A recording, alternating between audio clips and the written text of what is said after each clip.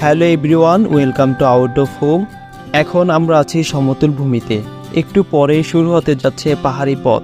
আমাদের লক্ষ্য পাহাড়ের চূড়ায় অবস্থান করা। পাহাড়ি পথ অতিক্রম করা কষ্টকর হলেও পাহাড়ি সৌন্দর্য আমাদেরকে মুগ্ধ করেছে।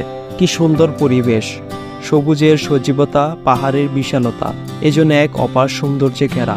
পাখির কলতান, বৃষ্টির রিমঝিম শব্দ, আসলেই মনোমুগ্ধকর পরিবেশ যা শান্ত করে দেয় আমাদের মনোপ্রাণ।